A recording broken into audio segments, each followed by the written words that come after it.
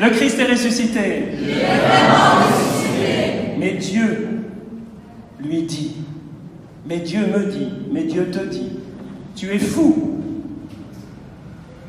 Ah, ça ne s'arrête pas là. 2 points. Cette nuit même, on va te redemander ta vie et ce que tu auras accumulé. Qui l'aura? Waouh! C'est les tout derniers mots presque de cette parabole sur laquelle on va revenir. Permettez-moi un petit témoignage personnel, mais c'est vrai que cette phrase, elle résonne très fort dans mon cœur, alors que cette nuit, je vais passer une dizaine fatidique. Fatidique. Alors, quand on devient un prêtre 6.0, de ma génération, on se dit c'est vieux, c'est la retraite, c'est la carte vermeille, réduction SNCF. Mais c'est vrai que, à l'occasion des anniversaires qui en soi sont vraiment très relatifs, parce qu'entre aujourd'hui et demain, il n'y a que quelques heures qui vont changer, mais quand on entend Jésus nous dire dans cette parabole, tu es fou, cette nuit même, on va te redemander ta vie, c'est vrai que cette parole prend une épaisseur, une intensité qui fait réaliser l'importance, pas simplement pour moi, il ne s'agit pas de moi, mais pour chacun, l'importance d'abord de savoir qu'on vieillit à la même allure, pour vous rassurer, mais l'importance surtout de chaque instant, de chaque moment qui est hyper précieux, de cette messe, qui est l'unique messe que nous avons la joie de célébrer. Nous ne savons pas si demain nous pourrons célébrer la messe, nous ne savons pas, tout peut arriver. Et cet homme riche de la parabole du chapitre 12 de Saint Luc termine ses pensées intérieures, son colloque avec lui-même, en disant ceci: jouis de l'existence. Et attention de ne pas trop vite diaboliser les plaisirs de l'existence.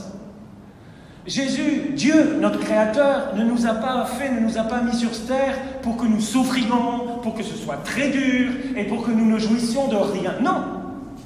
Il nous a créés pour que nous jouissions de l'existence qu'il nous a donnée. La vie est un don extraordinaire. D'ailleurs, c'est pour cela que l'Église, de toutes ses forces, défend la vie depuis le zygote, depuis le premier millième de seconde de la conception, où il y a déjà un petit d'homme, une petite d'homme, jusqu'à la fin naturelle de la vie sur cette terre, et s'oppose, non pas condamne ceux qui pratiquent, mais s'oppose à tout ce qui détruit la vie, que ce soit au début ou que ce soit à la fin. Ça vous explique qu'au cœur de la raison fondamentale, c'est que cette vie est un don extraordinaire, cette existence qui nous est donnée. Alors je sais que certains qui m'écoutent ici dans cette église ce matin ou en différé sur YouTube, l'enregistrement, allez vous abonner, faites connaître aussi, je sais que pas mal de gens écoutent, et ça leur fait du bien d'écouter aussi cette parole de Dieu, non pas d'écouter Robert, Pierre, Paul-Élie ou Charlie ou un autre, mais d'écouter cette parole de Dieu, parce que c'est une parole qui nous requinque, c'est une parole qui nous encourage, c'est une parole qui nous donne une nouvelle espérance. Et jouir de l'existence n'est pas une mauvaise pensée. Vous avez le droit, nous avons le droit de jouir de l'existence. Nous sommes faits pour le bonheur, pas pour le malheur. Il me revenait en écoutant cette parabole et ces pensées intérieures de cet homme riche, le verset 15 du Deutéronome, chapitre 30, que vous connaissez bien. Si je vous le dis, ça vous rappellera quelque chose. Deutéronome 30, 15 et 15. 15 et 15 ? Voilà, comme ça vous retiendrez. Deutéronome 30, 15. Vois, je mets aujourd'hui devant toi ou bien la vie et le bonheur, ou bien la mort et le malheur.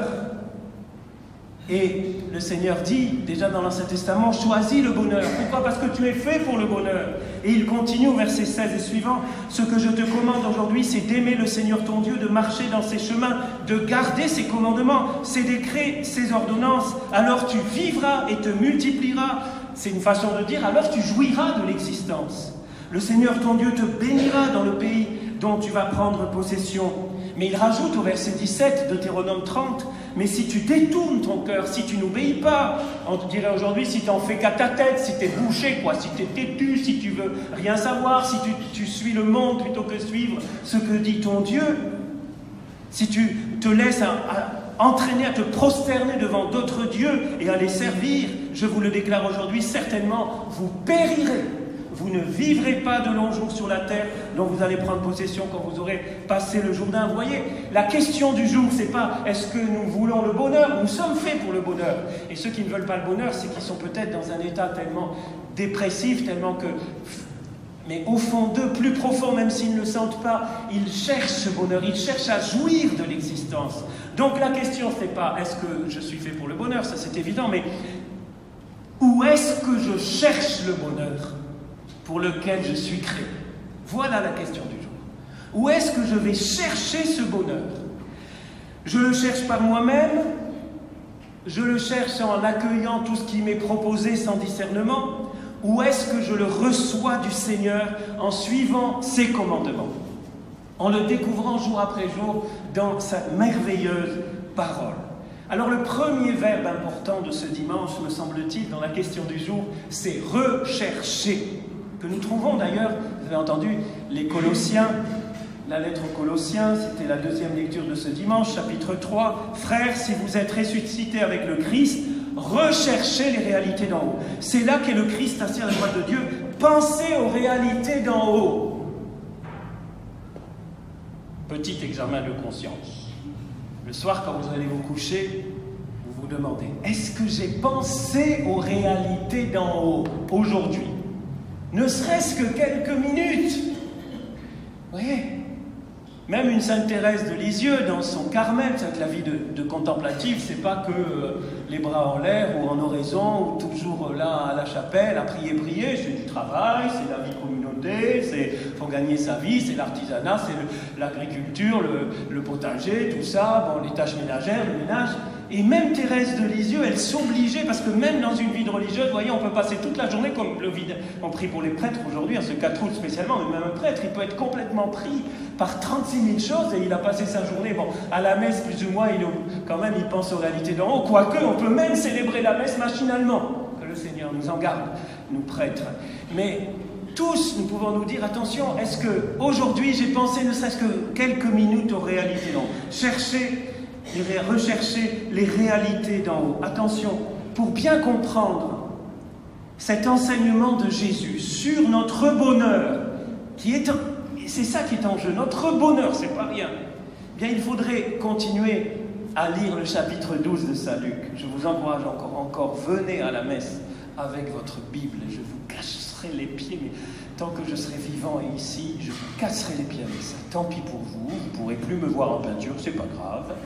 Je continuerai à vous dire que cette parole, ne vous contentez pas des petites tranches de saucisson qu'ils nous donnent à la messe, mais allez lire, et quand vous continuez ce beau passage, vous arrivez notamment au verset où il dit « Cherchez plutôt son royaume ». Et cela vous sera donné par surcroît. Recherchez d'abord son royaume. Et Jésus dit 2 versets plus loin, là où est votre trésor, là aussi sera votre cœur. Bravo. Alors il est normal que les choses du monde nous attirent. Il est normal que les biens de ce monde nous attirent. Il est normal qu'ils nous séduisent même. Il est normal, ça se comprend qu'ils occupent une grande place, une très grande place dans notre vie. Malheureusement, trop grande place, particulièrement dans nos sociétés. Je parle pour la France, l'Europe, les pays dits riches, où il y a beaucoup de pauvres d'ailleurs, mais quand même, où la moyenne, disons, est beaucoup plus riche que beaucoup d'autres pays. Nous sommes marqués par cette hégémonie du dieu Mammon, du faux dieu, l'idole Mammon, comme dit Jésus, de ce capitalisme effréné, égoïste et sauvage, dénoncé par Jean-Paul II et résumé par François dans une phrase choc comme il en a l'art, où il dit « Quelqu'un qui meurt, ce n'est pas une nouvelle, mais si les bourses chutent de 10 points, c'est une tragédie. » Voilà, cette économie de marché effrénée, sans règles. Attention, je ne suis pas là à faire de la politique, je parle comme prêtre, et il y a une doctrine sociale de l'Église qui explique cela, qui est au-delà des systèmes capitalistes, marxistes et compagnie. Bien sûr, il y en a qui sont intrinsèquement mauvais, il y en a d'autres qui sont détournés. Non pas que l'Église soit contre, par exemple, la propriété privée, dans la mesure où elle n'est pas une valeur absolue. C'est-à-dire que moi j'ai, les autres crèvent, je m'en fiche. Vous voyez, dans la mesure où on vit vraiment l'Évangile. Je ne suis pas en train de dire, et l'Église ne dit pas que nous n'avons pas le droit. J'allais même dire à la limite d'être riche. Mais que faisons-nous de nos richesses? Comment vivons-nous cela?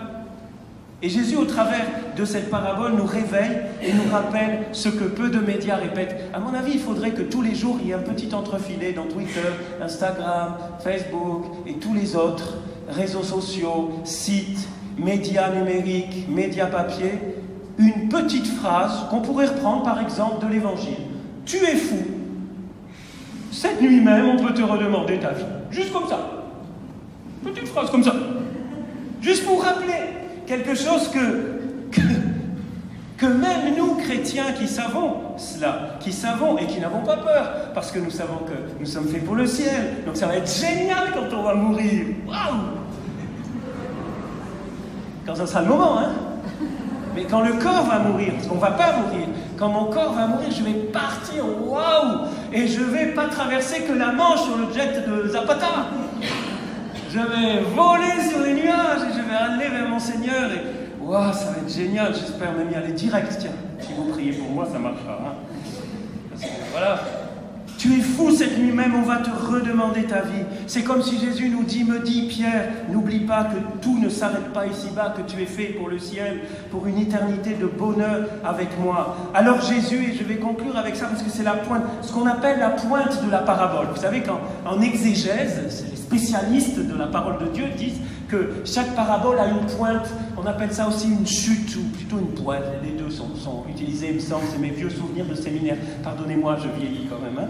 Donc voilà, et il y a une pointe. Et la pointe, elle est à la fin ici. Parfois, c'est pas clair, il y a plusieurs leçons, mais là, il y a une leçon très claire. Et la pointe, elle est à la fin. Moi, j'appelle ça le meilleur capitalisme qui soit. Voilà ce qui arrive à celui qui amasse, qui capitalise. C'est ça, à capitaliser.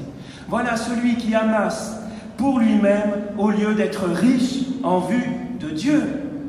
Amasser, accumuler, capitaliser, acheter, tout cela résume bien le monde, la société dans laquelle nous vivons. Mais Jésus, il n'est pas là à dire tout ça c'est péché, tout ça c'est le démon, tout ça c'est mauvais, enfermez-vous dans un monastère, soyez purs, vous savez les cathares, là, purs, ne vous souillez pas avec le monde. Jésus n'a jamais dit ça.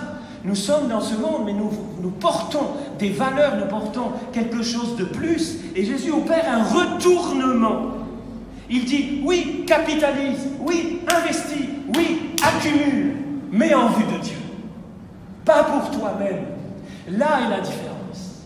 Car si vous y pensez bien, toute l'attraction, toute la séduction des biens de la terre, et toute la séduction aussi de l'argent et de la possession est très, très... Alors bien sûr, parfois c'est pas simplement pour moi, c'est pour ma famille, mais ça reste de l'égoïsme en famille, vous voyez, ou pour mon petit groupe, ou pour ma petite entreprise. Tandis que Jésus opère un retournement, il dit oui, capitalise, investis, mais investis dans mon royaume. Capitalise pour mon royaume. C'est les meilleures actions, elles ne baissent jamais. À la bourse du bon Dieu, les actions ne font que monter. Parce que ces actions se résument par un mot, charité, amour. Ce que tu auras fait à l'un de ces petits Samois que tu l'auras fait. Gratuitement, tu as reçu, gratuitement, donne. Ce que tu aimerais qu'on te fasse, fais-le aux autres. C'est tout l'évangile, vous voyez, qui est résumé dans ces quelques phrases. Et cela n'est pas un vague sentiment spirituel. Investir dans le royaume, c'est pas aller à la messe le dimanche.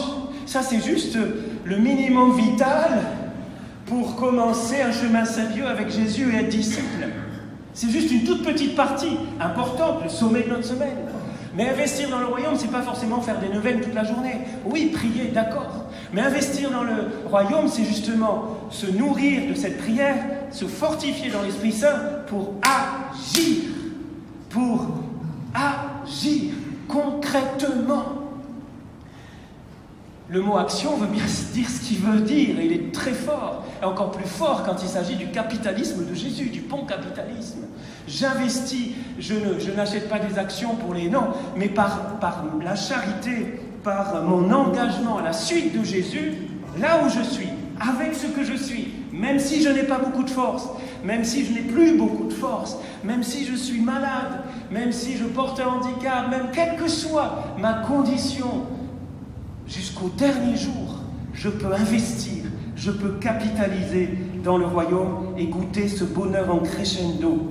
C'est un travail de tous les jours. Je vous invite à relire Colossiens, je ne vais pas être trop long, mais vous irez voir parce que Saint Paul donne des indications pour nous dire que c'est du concret, que bien sûr c'est un don de Dieu, mais qui nécessite de ma part un engagement. Par exemple, il dit faire mourir tout ce qui n'appartient qu'à la terre, débauche, impureté, passion, désir mauvais, cette soif de posséder qui est une idolâtrie, il faut résister à ça. Et aujourd'hui, c'est pas facile parce qu'il suffit d'un clic, tac, ça y est, j'ai acheté, zut, j'avais pas d'argent sur mon compte, aïe aïe aïe. Et je creuse des trous, et après je m'endette et compagnie. Plus de mensonges entre vous, là aussi, ça fait partie du programme. Vous êtes débarrassé de l'homme ancien qui était en vous et de ses façons d'agir, vous êtes revêtu de l'homme nouveau, qui pour se conformer à l'image de son Créateur se renouvelle sans cesse en vue de la pleine connaissance. Et c'est ce renouvellement permanent qui est à la fois le fruit de la grâce du Saint-Esprit et qui est rendu possible par mes efforts de tous les jours. Ce ne sont pas mes efforts qui me transforment et qui me sauvent, mais sans ces efforts quotidiens, à la mesure des forces que j'ai que je reçois de Dieu, eh bien Dieu ne peut rien faire. Voilà la question.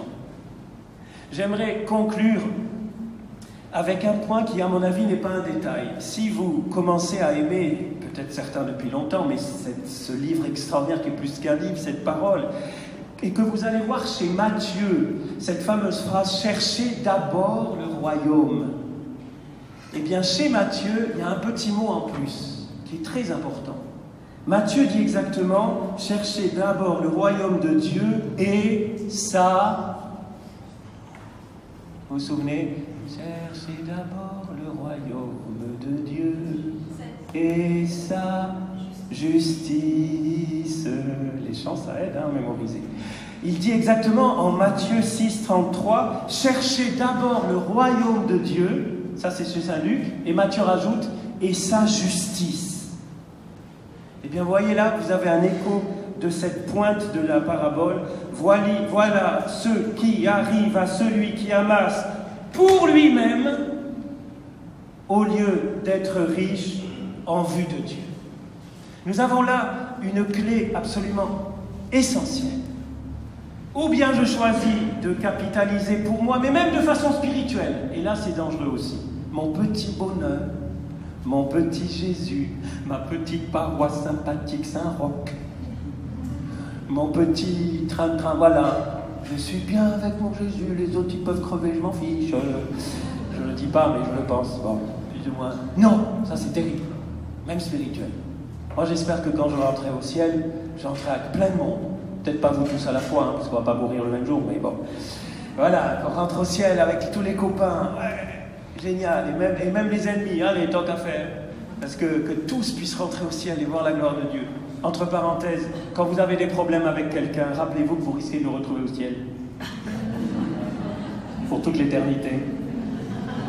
Donc il vaut mieux commencer à s'arranger aujourd'hui. Hein? Ça aide aussi à vivre de se rappeler que ce soir, peut-être que je ne vais pas arriver à la prochaine dizaine, on ne sait jamais, c'est à 1h55 du matin. Bon, je resterai bloqué dans la cinquantenaire, c'est bien. Bon, si Dieu le veut, c'est lui qui choisit. En tout cas, ça c'est une clé, sa justice. Je ne capitalise pas pour moi, je n'investis pas pour moi, je n'amasse pas pour moi. Mais toute cette charité amassée, c'est tout ce qu'on peut faire pour le Seigneur, toute notre prière aussi, qui fait partie d'une action. La prière, c'est une action où je prie pour ceux qui ont besoin, où je prends du temps pour ça, où j'use mes genoux pour ça, où je ne baisse pas les bras, où je persévère, et têtu jusqu'au bout. Ça, où je me fatigue pour le royaume de Dieu, c'est pour les autres. C'est pour les autres. Permettez-moi un dernier petit... j'en suis à 17 minutes, donc ça va. Un dernier 17-18. Juste une dernière petite anecdote qui me revient à propos de l'abbé Pierre. connaissez tous l'abbé Pierre. Et l'abbé Pierre, quand il était le tournant de sa vie, il raconte, alors je raconte de mémoire, mais le tournant de sa vie, c'est quand il était, je ne sais pas s'il avait 12 ans, 10 ans, 13 ans par là, et puis tous ses frères et sœurs sont allés à une fête chez un ami, vous savez, et lui, il n'a pas voulu y aller. Voilà, ça arrive. Bon. Donc ils y vont, ils rentrent de la fête, tout joyeux, ouais, on s'est super amusé avec la PlayStation. Non, il n'y avait pas de PlayStation. Bon, ça a été génial et tout, qu'est-ce qu'on a kiffé? Non, ils n'avaient pas kiffé à l'époque. Bon, bref, voilà. Et qu'est-ce qu'il fait, le petit, je ne sais plus son prénom là, l'abbé Pierre, il s'appelait pas Pierre, il s'appelait Henri. Merci. Et le petit Henri qui fait la tête, qui n'est pas content. Il n'est pas content parce qu'ils sont contents. Et que lui, il a raté quelque chose. Et il y a son papa, je crois, qui lui dit « Et les autres? Et les autres? Tu ne peux pas te réjouir du bonheur des autres? Tu es là, regardez ton... » Il n'a pas dit comme ça, mais c'était ça. Et ce « et les autres », ça a été le début de la vocation. On a eu l'abbé Pierre, avec tout ce qu'il a fait et tout ce qu'il a amassé. On peut penser ce qu'on pense, après, de certains trucs qu'il a dit à la fin de sa vie, mais on sera jugé sur l'amour. Hein. Tout ce qu'il a fait, hein, et encore aujourd'hui, la loi qui empêche de mettre quelqu'un dehors pendant l'hiver, c'est grâce à l'abbé Pierre qui a fait voter ça à l'Assemblée nationale, l'hiver 54. Regardez ce film si vous ne l'avez pas vu. Hein. C'est parce que ça a été un tournant de sa vie. Et les autres, chercher le royaume et sa justice. Quand nous cherchons que non seulement nous, mais que les autres, alors nous nous ouvrons au royaume et ce bonheur, il grandit. On est fait pour ça, les amis. Nous sommes faits pour beaucoup plus grand que ce que nous propose souvent le monde. Un petit bonheur. Au petit bonheur, la chance, comme on dit en français. Tout petit bonheur comme ça, des petits plaisirs. Oui, jouir. Pas simplement des petites jouissances de l'existence, mais jouir à fond de l'existence. Et ça, c'est possible qu'avec le Seigneur qui nous l'enseigne dans sa parole. Encore et encore, je vous invite, lisez cette parole et offrez-la. Offrez-la. On l'a mis sur... On fait une petite feuillet paroissiale, mais c'est pour que vous le lisiez. Il y en a qui demandent... quelqu'un a demandé s'il y a des confessions ici. Tout est marqué sur le livre. Lisez-le et mettez-le en pratique. Notamment, vous verrez qu'on peut vous donner des petits évangiles à offrir. C'est magnifique. Vous donnez ce bonheur. Allez, tiens, tac, tac, vous distribuez. On a le droit en France, encore une fois, vous le savez, il y a des pays où c'est interdit. Chez nous, on a le droit de donner la parole. Hein, vous pouvez vous procurer des évangiles, il y en a à 15 centimes. Voilà, on peut même vous les offrir si vous n'avez pas d'argent. Mais enfin, on peut investir un peu aussi de l'argent pour le royaume de Dieu. Amen ou pas amen, hein? Ça marche aussi. Ça fait partie du programme. Je voulais pas et je ne veux pas vous prêcher sur l'argent aujourd'hui. Il s'agit de bien plus que cela. D'ailleurs, souvent on parle mal de l'argent dans l'Église parce qu'on n'a pas compris le fond qui est ce que je viens de vous dire et bien plus, qui est se chercher d'abord le royaume de Dieu et sa justice. Et tout le reste vous sera donné par surcroît. Au nom du Père, du Fils et du Saint-Esprit. Amen.